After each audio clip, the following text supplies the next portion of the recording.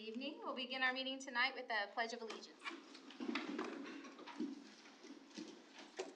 I pledge allegiance to the flag of the United States of America and to the republic for which it stands, one nation, under God, indivisible, with liberty and justice for all.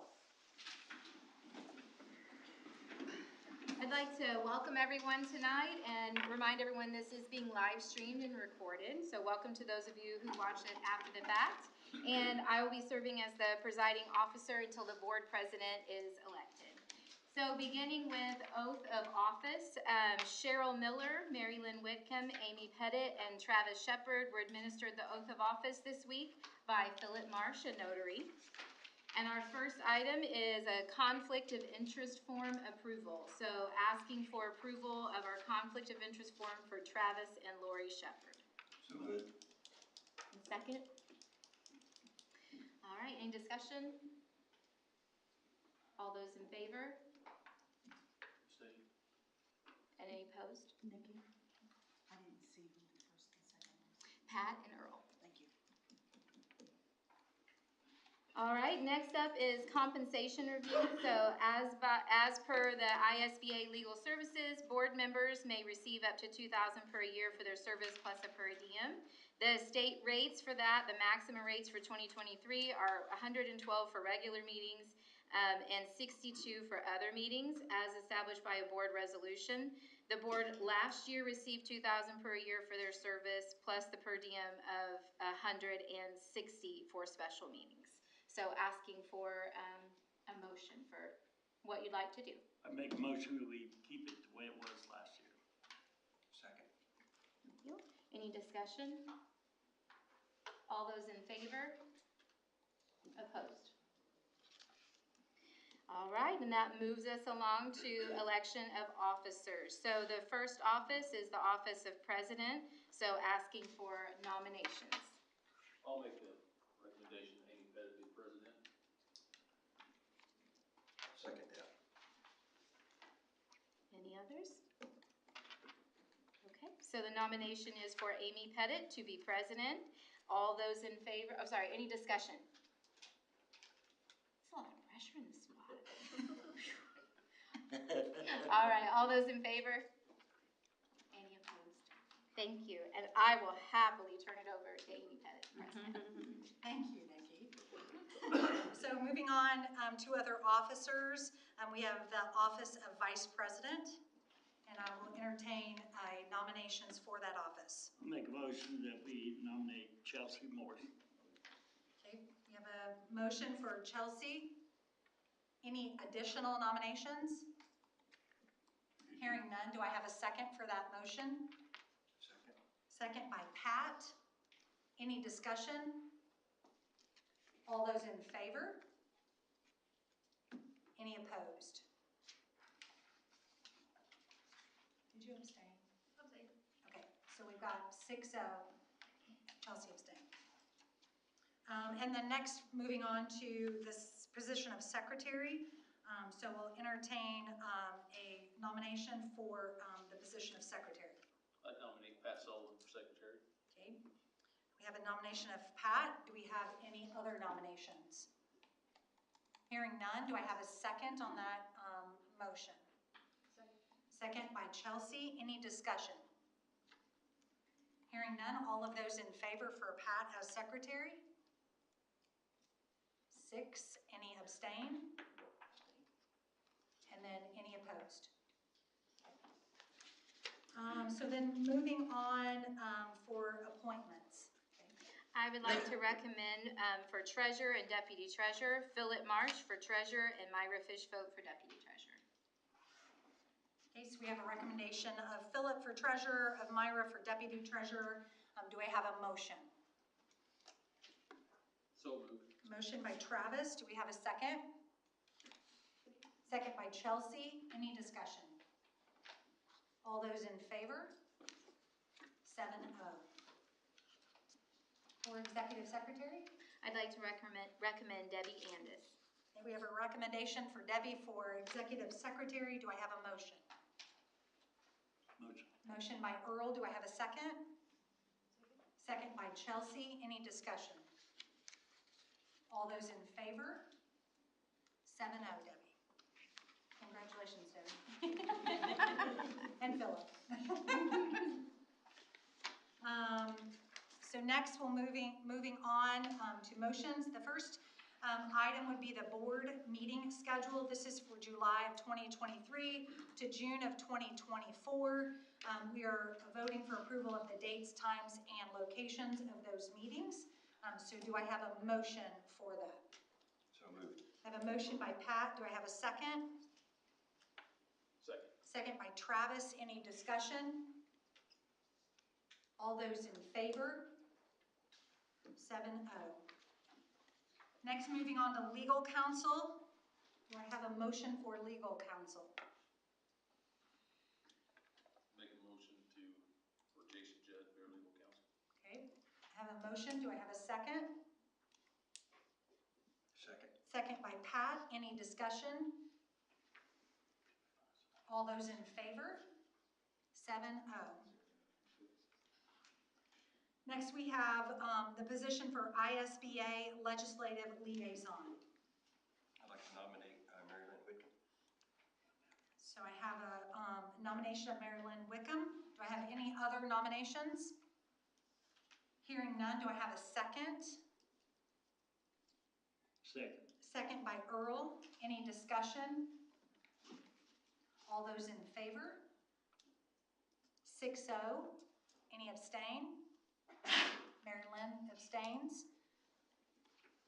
And then next, the position of ISBA Policy Liaison. Do I have a nomination for Policy Liaison? I nominate Pat Sullivan.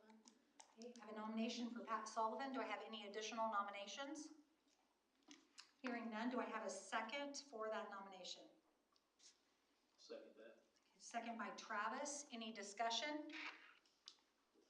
All those in favor? 6. Any abstain? Pat? So 6-0. And then the next item would be to authorize the president to appoint individual board members to committees or representatives to various organizations. So do I have a motion to do that? Yeah, I'll make the motion that Amy does those appointments. Thank you. I have a motion by Earl. Do I have a second? Second. Second by Travis. Any discussion? All those in favor? 7-0, Debbie. So now we'll go through committee appointments. We'll start with Transportation Committee representatives. On the agenda is listed 3. We'll move that to 2 appointments. And those appointments will be Earl Taggart and Cheryl Miller. For the Athletic Council, 2 representatives, Amy Pettit and Earl Taggart. For the Wellness Committee representative, listed on the agenda is 3. We're going to change that to 1, and that will be Amy Pettit. For Facilities Committee representatives, 2 or more, we have 2. That will be Chelsea Morrison and Pat Sullivan. For the Essential Services Committee representative is 1. We'll have Travis Shepard. For the NSBA Affiliate Advocacy Representative will be Mary Lynn Whitcomb. For the Area Plan Commission appointment will be Travis Shepard. For the North Vernon Redevelopment Commission representative, that will be Pat Sullivan. For the Jennings County Redevelopment Commission representative, that will be Cheryl Miller. And then for the volunteer representative for the Jennings County High School Alumni Hall of Fame Selection Committee, that will be Mary Lynn Whitcomb. First of all, I want to say how much I appreciate you all, the board, being willing to serve on these committees. Obviously, this is additional responsibilities, and I think it's extremely important that we are representative of the board on these committees so that we can bring that information back. So I just want to thank you all, and again, if we discussed, if you have difficulties attending these meetings, please reach out. We can redivide or take a look at this again, so I just want to thank you for that. So next is a consent agenda item, so I'll entertain a motion to accept consent agenda items. Motion by Earl, do I have a second? Second. Second by Pat. Any discussion? Hearing none, all those in favor? 7-0, Debbie. Next, we'll talk about non-agenda items. So we'll ask if there's anyone here who would like to speak on any item that is on the agenda or any other topic. And I believe we do have Dave Cheatham, who has signed in to speak to the board. So Dave, the floor is yours. Well, thank you. Hello, everyone. Happy New Year to you all. It's good to see you right here tonight. The reason I came tonight, I'd like to ask a couple questions, if I could, about your new course offerings. One of the ones on there is diversity and understanding diversity. And I'd just like to ask why we have to consider that kind of course for our school system. So Dave, I think this is a time for you to just make comments to the board. I think there's going to be a presentation in the board meeting regarding these new course items. Okay. I think that Dustin, I believe that you and Stephanie maybe will be doing that presentation. They will be able to speak to that. Okay. With regards to that issue, the 5 board members that are still on here from a year ago, you remember we did, Gail Hughes and I did come to your board and made a presentation about critical race theory. And diversity is one of the main ingredients of critical race theory. At the time, your indication was that you didn't think we needed any policies about preventing critical race theory because you weren't doing it and you had no intention of doing it. That was my understanding at the time. And, that's what the board decided. So I guess the reason I asked the question was why are we now going to look at something that is with regard to critical race theory? So that's, I guess after the presentation, maybe we can talk about that some more. Yeah. So thank you for coming tonight, for being here. Thank you for bringing your concerns to our attention. We will definitely take that under advisement. We'll hold off on any other discussion for the presentation. Okay. So thank you. If at some point in time the board would like a more in-depth presentation about what critical race theory is, I have a 30-minute PowerPoint. I could come in some time and give you a good indication of what the ins and outs of all the theory is. It's complicated, and it has a lot of impact on what happens to our schools. So I know you're concerned about that, and you want what's best for our schools, as we all do. So I'd be happy that sometime if the need arises. Okay. Thank you, Dave. Thank you for listening. I appreciate it. Thank you. Is there anyone else that would like to speak on something that is not on the agenda? Okay. Hearing none, we'll move to old business. We do have under finances, Philip, you have sign off on an appropriation transfer. Yeah, this is just an inform, the typical year-end function in CompuTrol to zero out accounts is part of the resolution. There's 5 of them that I had to do to get the accounts in line, and that's in accordance with Resolution 22-15 that was approved at the 12A business meeting. So that's in your packets to sign. Next up is the cafeteria, high school cafeteria fruit and vegetable bar, asking for approval of Stacy's plan to be able to move forward with that. And it's going to be fully funded through the food service department budget. Okay, so asking for approval for the high school cafeteria fruit and vegetable bar. Do I have a motion for that? Absolutely. I have a motion by Pat. Do I have a second? I have a second by Chelsea. Any discussion? I just want to say again how much I appreciate the work that Stacy Green has done. She was at our last board meeting to present this information, share this with us. So we're bringing it here for a vote tonight, and we are very lucky to have her and looking at these types of innovative ways to improve the nutrition of our students. So I just want to say that out loud while we're at the board meeting. So we have a motion, we have a second. If no other discussion, all those in favor? 7-0. Next up, I'm asking approval for voucher 11611. That was dated on 11/30/22. It was tabled at the 12/8 business meeting, and I'm asking for approval for that voucher. Motion. Okay, I have a motion by Earl. Second. I have a second by Pat. Any additional discussion? I believe this is when I'm supposed to apologize to Earl. A written apology will be okay. Written? Okay, all right. We'll work on that. All right, any additional discussion? Hearing none, all of those in favor? 7-0. All right, now down under new business programs. I believe we have a presentation, Dustin and Stephanie. All right, this may not be as fancy of a presentation as what we normally bring, but each one of these courses outside of the bottom three that are listed there, and I'll kind of take those separately. Each one of these courses is the next step in our next level programs of study, okay? And the next level programs of study are CTE-based workforce pathways that we're working with. These were developed with the Department of Workforce Development and the DOE. They looked at high-need job areas and career clustered those together. So each one of these follows one of those. Industrial maintenance, teaching and learning, culinary arts. Understanding diversity is the next step in our human services pathway. So when you talk about human services, you're thinking about counselors, you're thinking about social workers, you're thinking about psychologists, it could be even down to cosmetology is lumped into human services. That is the next step in the requirement for kids to graduate with that pathway is for the human services.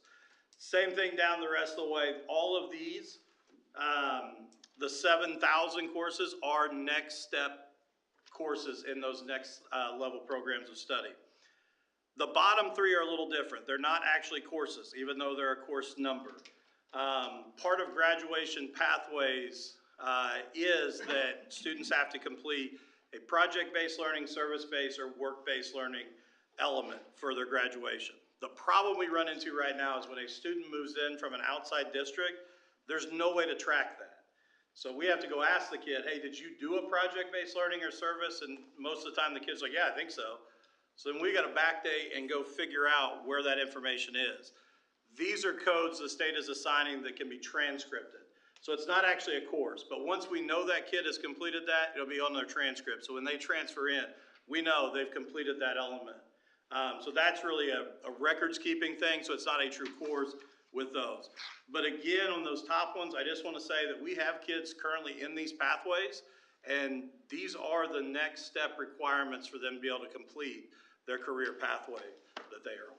Right, and we were very careful in the last couple of years as we have implemented these pathways to make sure that we provide our kids with every single opportunity that we can based on our staffing and our availability that we have in the building. So based on that research and things that we've shared with you, even with our CTE, with the READY grant and what students are interested in, those pathways have been implemented due to that. And again, that human services pathway, there's such a need for social workers and people who are working in our community, and that's just that next step based on the Department of Education and Department of CTE's recommendation. And one thing I kind of glazed over there, but you will notice we went ahead, we want to get on the books. As we have talked with some of the other things coming down the pike with the READY grant, us bringing in that health services pathway, we went ahead and put in the entire pathway, and the reason why we're asking for that is to create that excitement.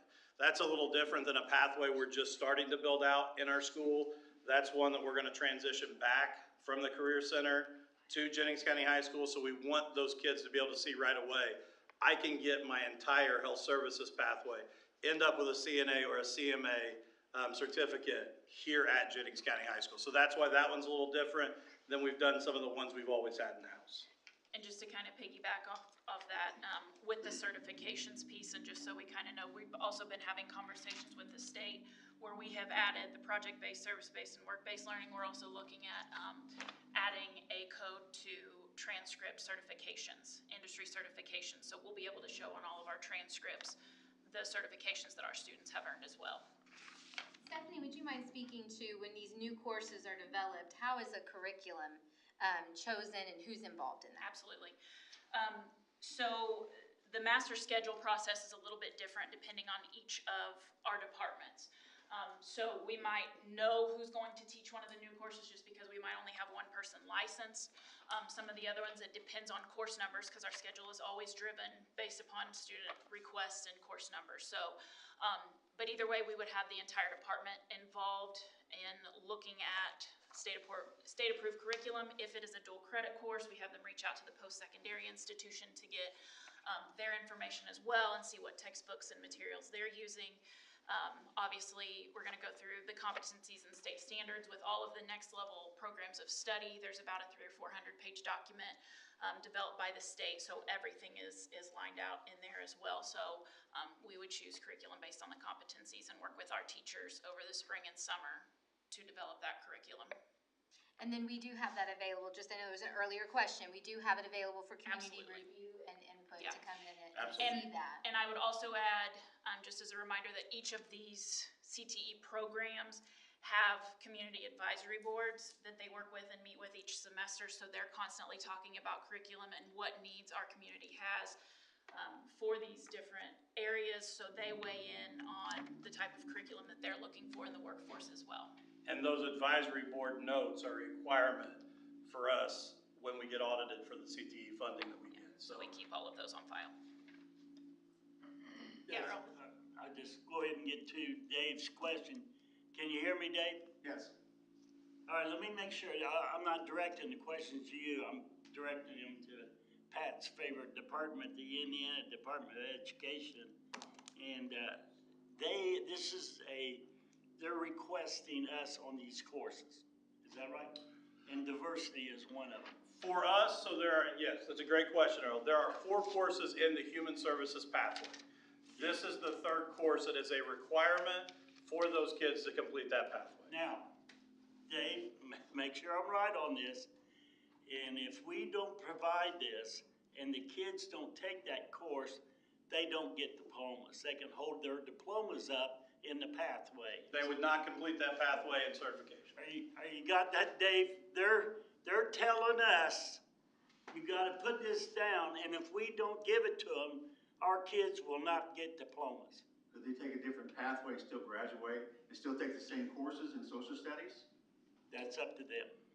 So for human services, which like we said, when we implemented each of the pathways, we wanted to cover as many career areas as possible because that's our job as a high school, obviously, right? To help students become prepared for whatever career it is after. You know, and obviously anybody in the education field and working with people, human services is the same. We've had to do some studies in working with people.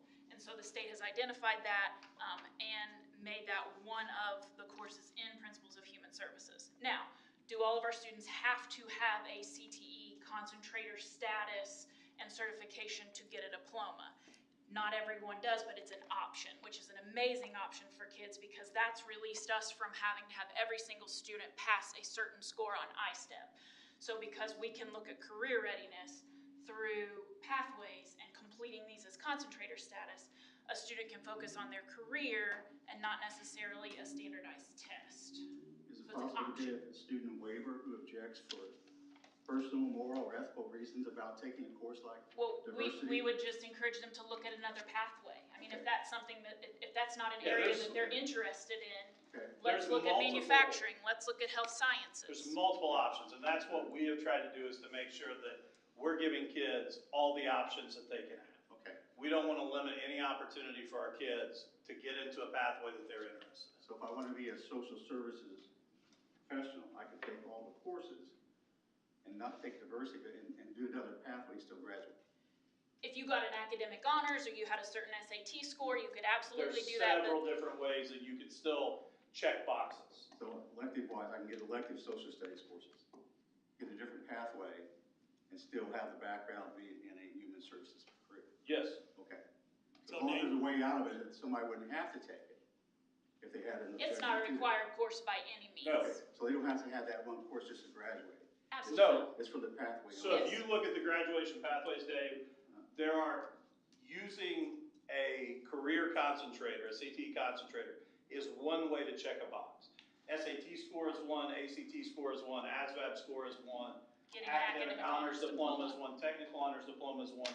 So this is one way for them to check a box. Now, for a lot of our kids that maybe don't test as well, this is a great option for our kids to be able to complete that CTE pathway where they may be going on to a 2-year school or a technical trade school and then completing it. But no, a student that didn't want to take that course could still graduate and still have options. But to Earl's point, they couldn't get a certification in that pathway unless they have that course, because that's a state requirement. Right. Right, and again, these have been built based on community needs, and I know that our human services students right now are working closely next year, possibly to create some partnerships with Autumn Trace here in town.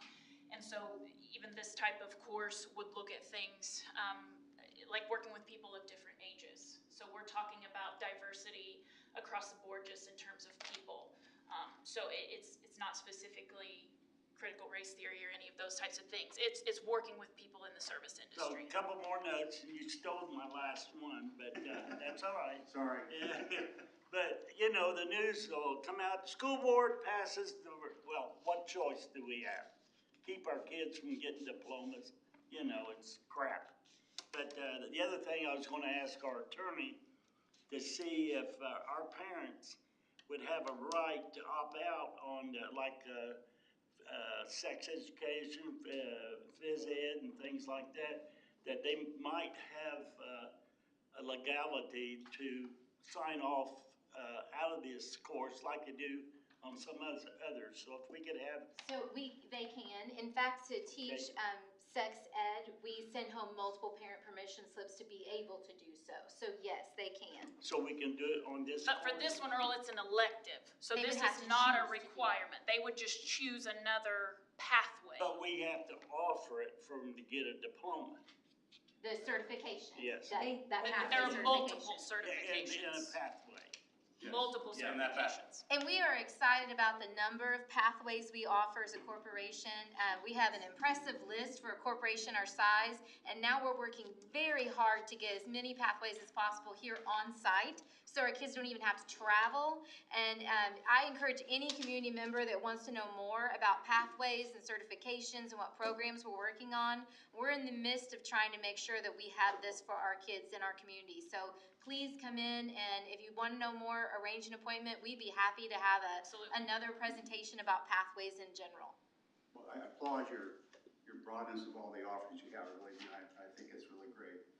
I guess I object to things that are non-academic. And I personally see diversity training as non-academic, as indoctrination. And that's my objection. And, you know, that's not uncommon. There's a lot of people who feel the same way.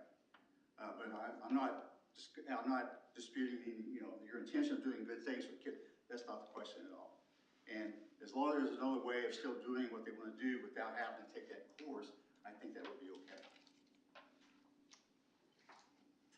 Thank you for listening to me, too. Thank you for giving me the opportunity to respond. Thanks, Thank you. Justin. Thanks, Justin. Dustin, I have one question. Yeah. So, you mentioned the advisory committee. Does the advisory committee drive what the curriculum is, or does the state tell us what the curriculum is inside that? So the state has approved curriculums, but our advisory committee also kind of directs us where we're going to put our focus there.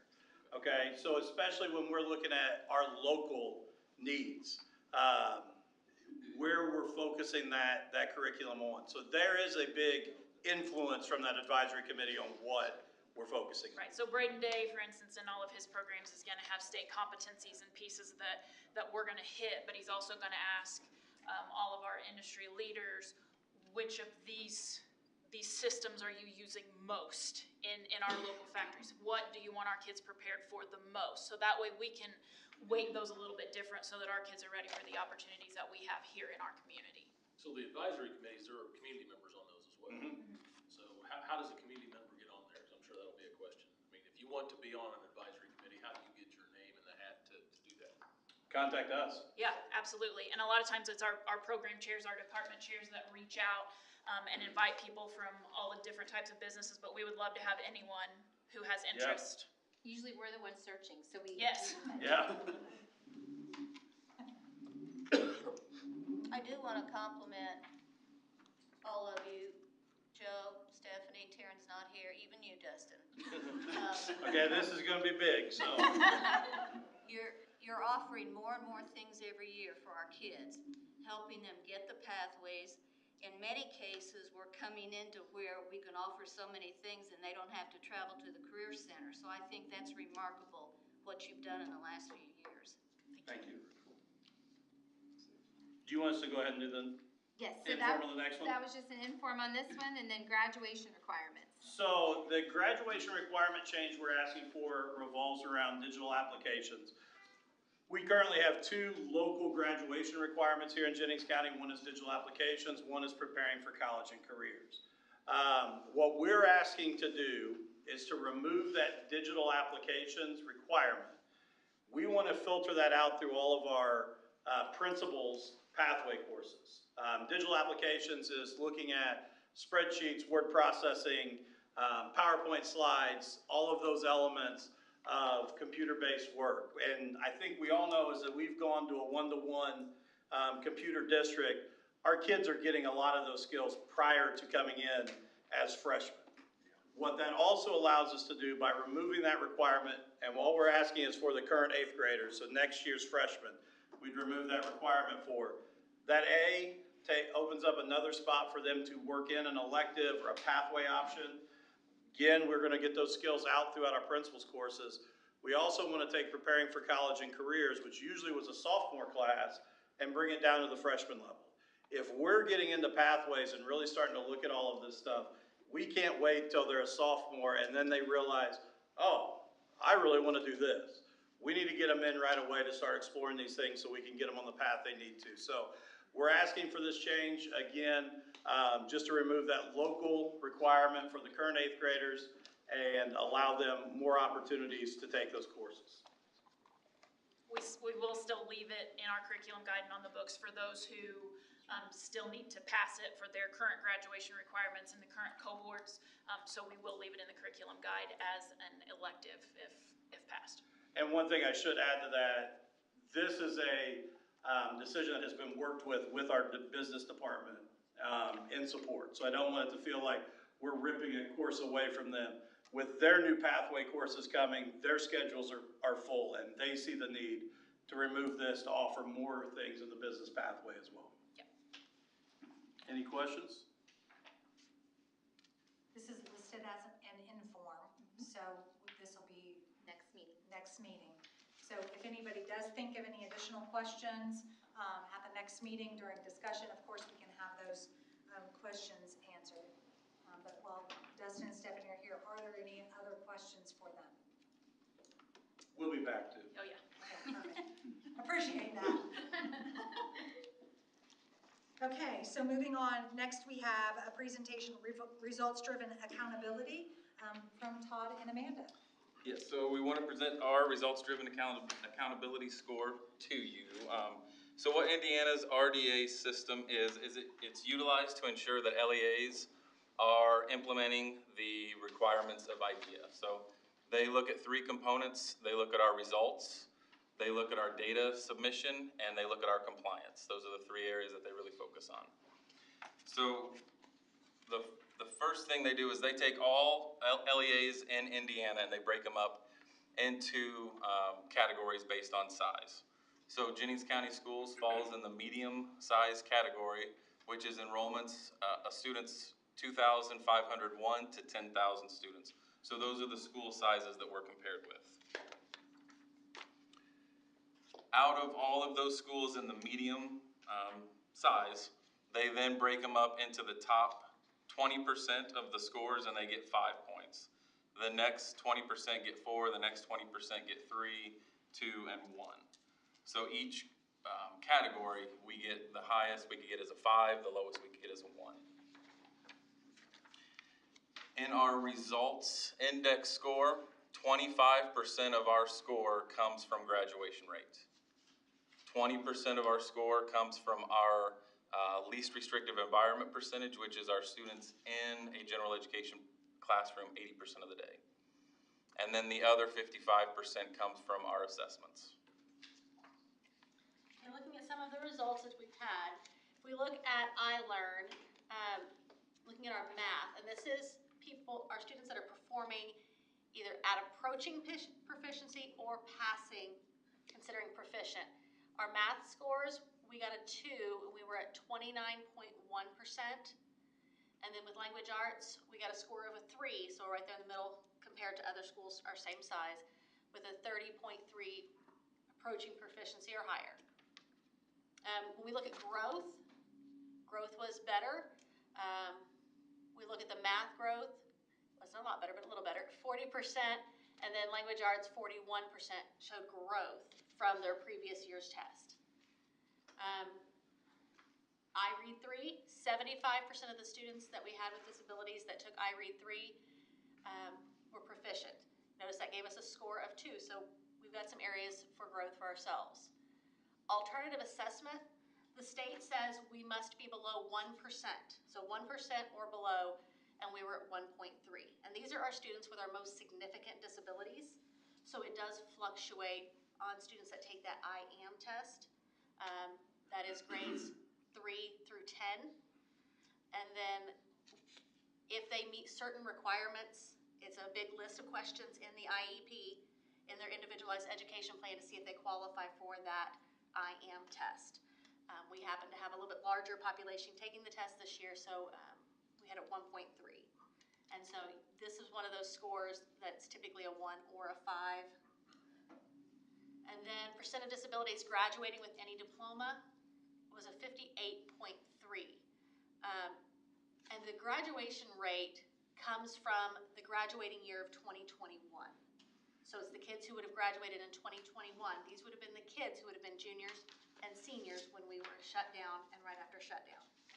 So when we start looking at our 58.3, that was a lot of our students who during shutdown got jobs, found employment, and were helping support their families. So I think that's where we lost some of our graduation rate there.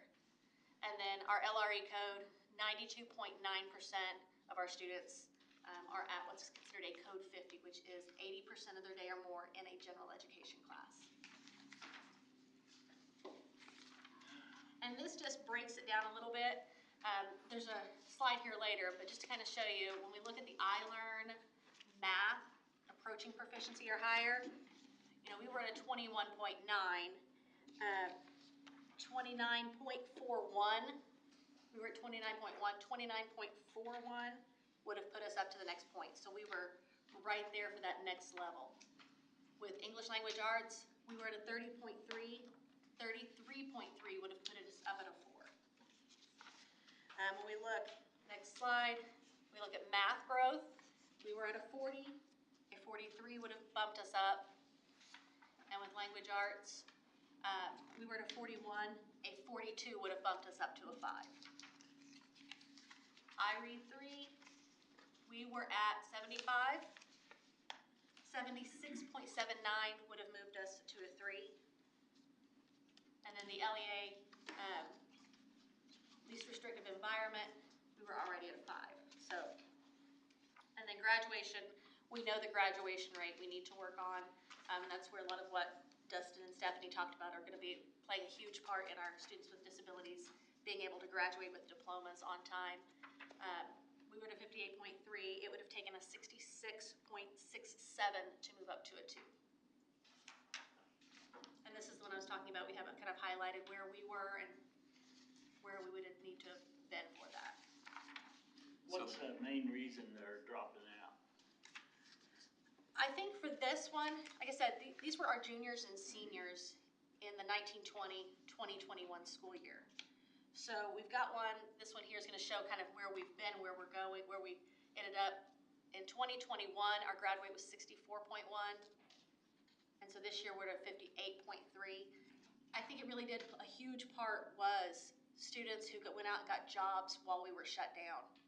They figured out, one, they could go out and they could earn money and they could take care of themselves. They were taking care of their families. And so coming back to school didn't seem as attractive because they were already working and making money. I think these are going to be the kids we're going to see later in life want to come back for their high school equivalency. But COVID played a huge part in that. And this just kind of shows where we were in 2021 and then where we are from this past year's data. 2021, our English language arts pass percentage, we went up.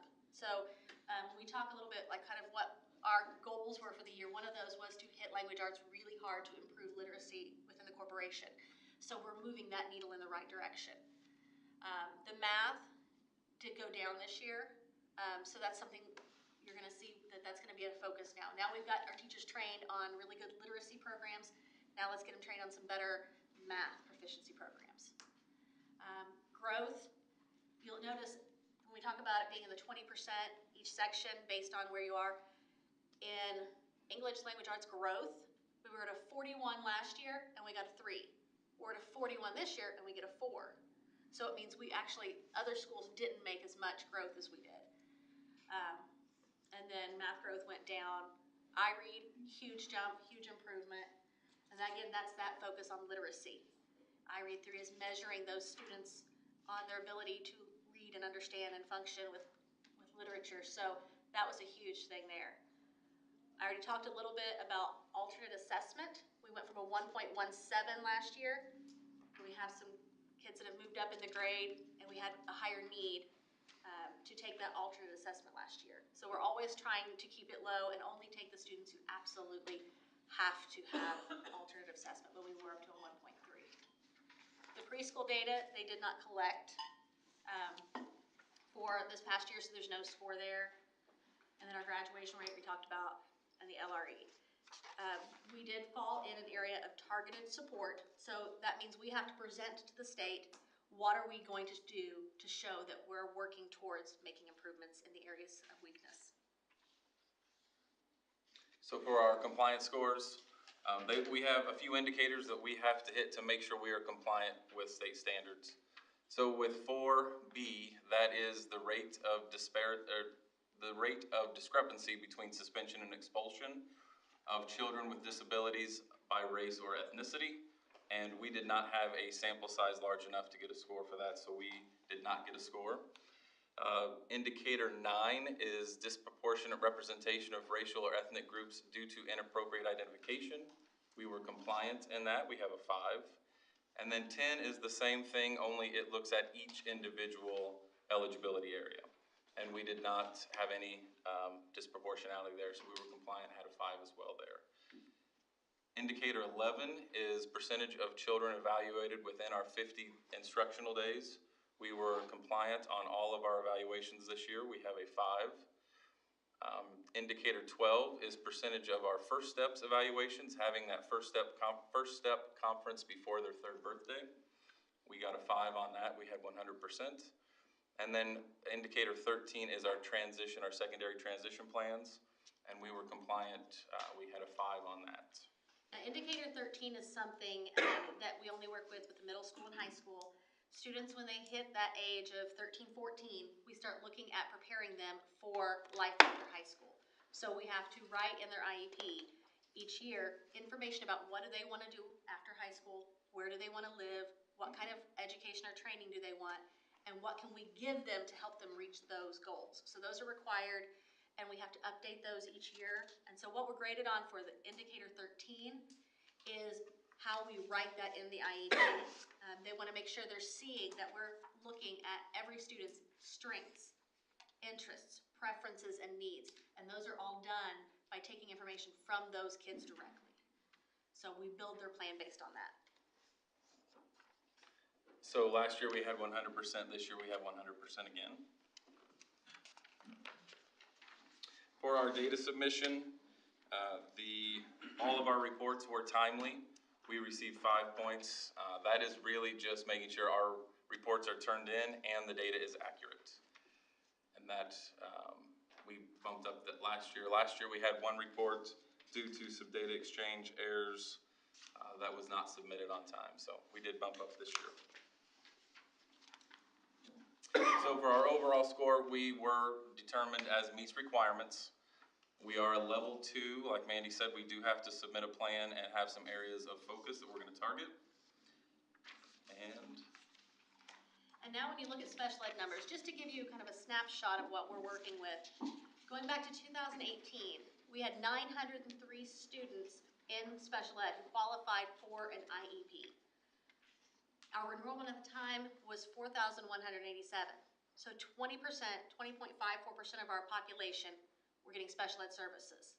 Compare that to this year, where we are up to 1,050 at our December 1 count, and we're still growing. Total enrollment is down, but notice special ed numbers are up. That puts us as a district, 27.18 of our students are receiving some sort of special ed services to try and help them reach grade level and beyond. Looking at our areas of focus for last year, I already mentioned corrective reading intervention training. Training our teachers really how to focus on that literacy piece. And so we've done that last year. Implementing improved district multi-tiered systems of support. So you hear that referred to as MTSS. We have the district STEM and project-based learning initiative. So working with our teachers on really using STEM and getting our kids involved, hands-on kind of stuff. We were in our first year last year of the Universal Design for Learning professional development, taking our facilitators in training and getting them trained on how to implement UDL in the classroom that makes sense for Jennings County. And then we'll continue with that, and Todd will cover that in a minute. And then obviously an emphasis on grad pathways, and the high school has been so wonderful because this is really what's going to help some of our students. A lot of times students in special ed have test anxiety. They've had so many issues with testing before, it just makes them so anxious, or they just don't care. This is their way to earn a diploma without having to have that testing component or a waiver of some sort. They're going in and they're coming out with those certifications, and the high school has been wonderful. That is the way our kids are going to graduate. So looking at this year's areas of focus, we had that intense corrective reading program and professional development last year. We are now going to look at doing our SRA math intervention. We are going to train our special ed teachers in intense math intervention, and we're going to have a set curriculum for them. The second one is continuing to develop those strong Tier 1 and Tier 2 academic components in the classroom, but then also looking at some behavior intervention. And one of the things we're going around to schools and really working on that Jennings County Schools effective classroom management. So we're really taking that and building so that we have strong Tier 1 and Tier academic and behavior interventions.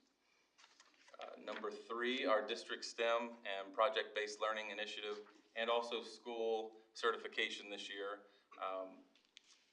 Being able to have hands-on learning for our students, some projects that they're having manipulatives, and it kind of goes in with the number 4, our UDL.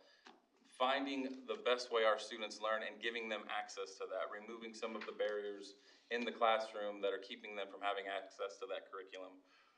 I think all of that lays a strong foundation at the elementary and middle school level so that they, as they go into the high school and they work on their graduation pathways, our hope is that we start to see those scores go up in all of those areas.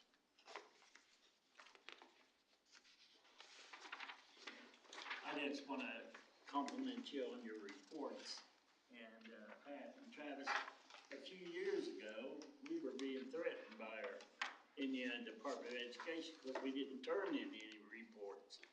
And it's a big deal. And thank you for getting a perfect score on it. Well, we have Debbie Sharp is amazing in our department, and we would have been lost without her. So we appreciate her. Any other questions or comments?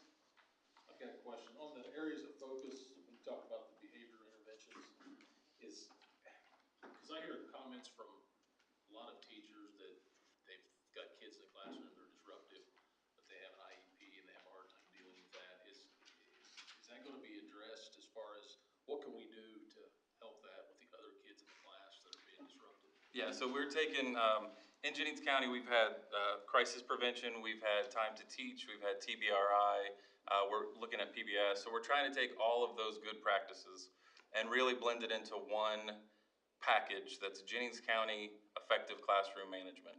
And we're taking that out to our teachers, and we're training them on those steps, on those strong relationships with their students to make sure that they know their students. So when they walk in the classroom and you can tell that there might be something wrong that morning, so they can stop and talk to them, have that conversation. Putting some of the feeling of control back in the classroom for our teachers, and just empowering them to be able to run their classroom and run them effectively. So we're looking at going to all the elementary schools, the middle school and high school, and presenting that to all general education, special ed, really all staff.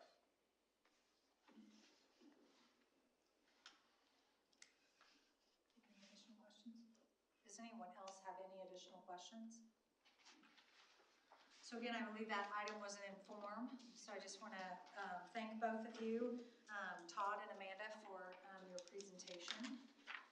And then we'll go down under professional staff recommendations. I am removing Amber Ross and Tammy Williams to bring down to the next section because they are classified staff. So within certified staff, the recommendations this evening, Lisa Hearn for HR coordinator, Lisa Hearn for a $1,000 a year increase upon completion of her IASBO HR specialist certification, Melody Russell, BCE sped teacher, and Jack St. Clair, Sand Creek elementary teacher. So asking for approval for those positions. Okay. Do I have a motion for approval for those 4 positions? I have a motion by Earl. Do I have a second? Second by Pat. Any discussion? All those in favor? 7-0. And I believe Mr. St. Clair is here. Yes. So when people come to the school board meeting and you're actually voted on, we make you actually come up around the table and shake everybody's hand. My pleasure. It's almost like being in the Army again.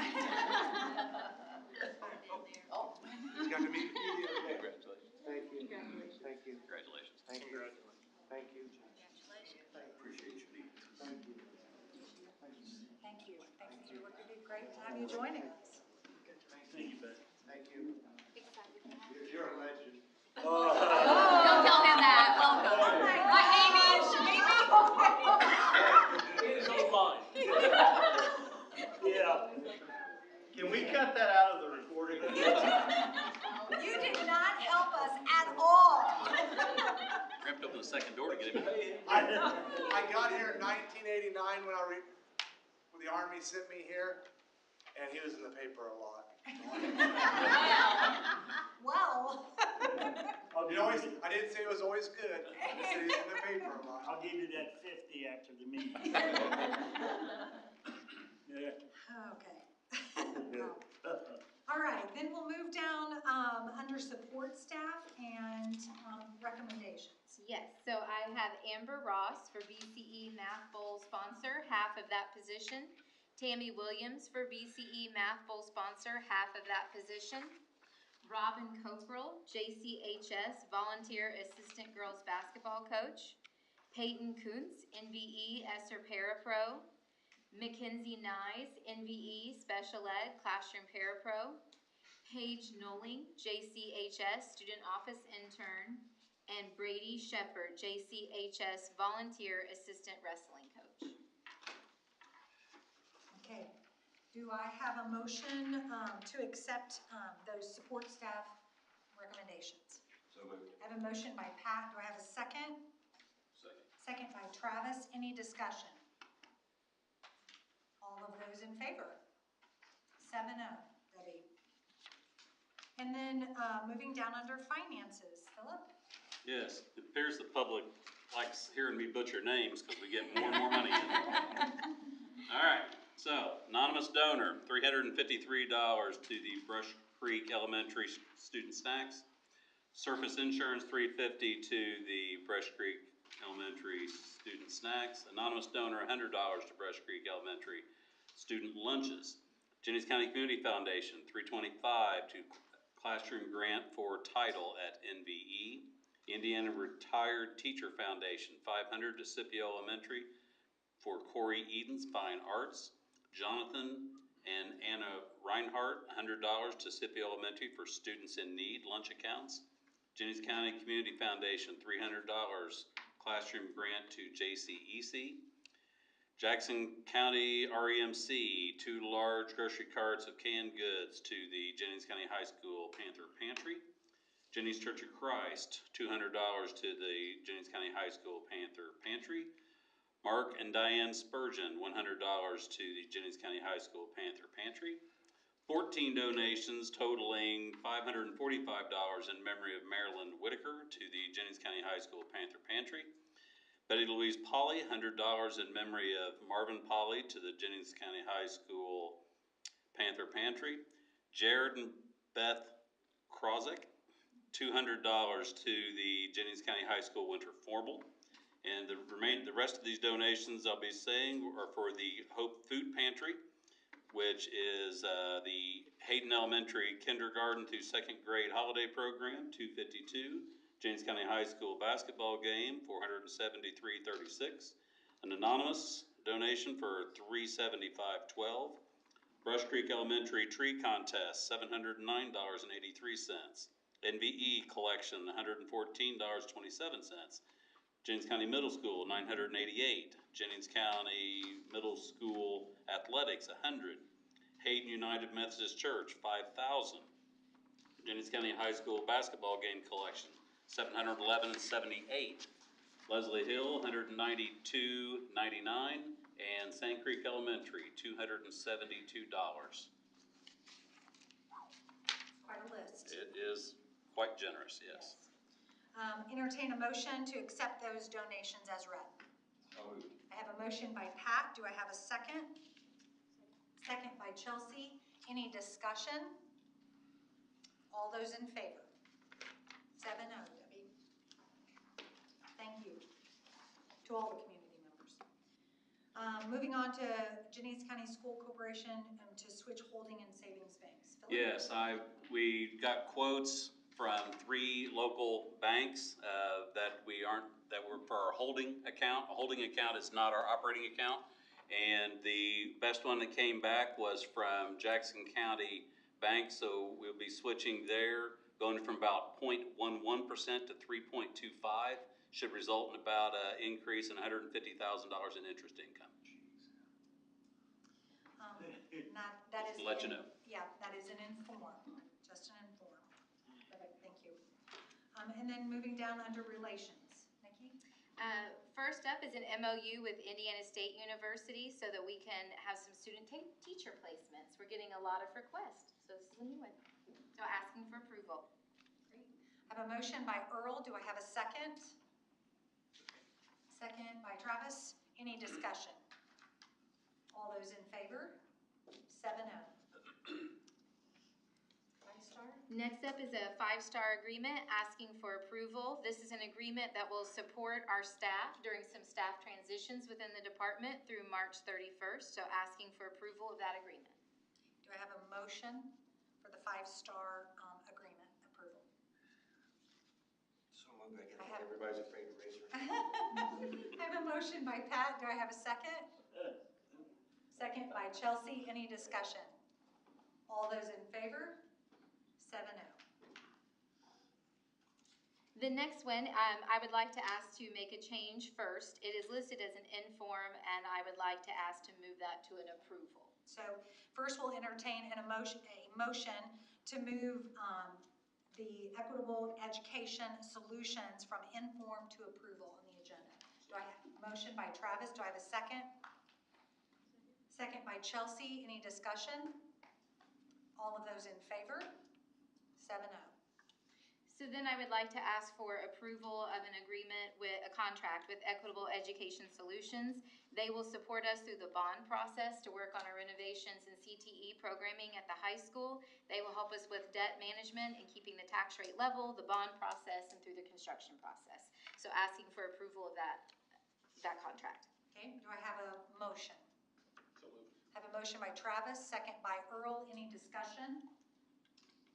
All those in favor? 7-0. And then that takes us down to other. I don't have anything. Hearing nothing else on the agenda, do I have a motion to adjourn this meeting? So moved. I have a motion by Pat. Do I have a second? Second. Second by Travis. All of those in favor? 7-0. Meeting adjourned.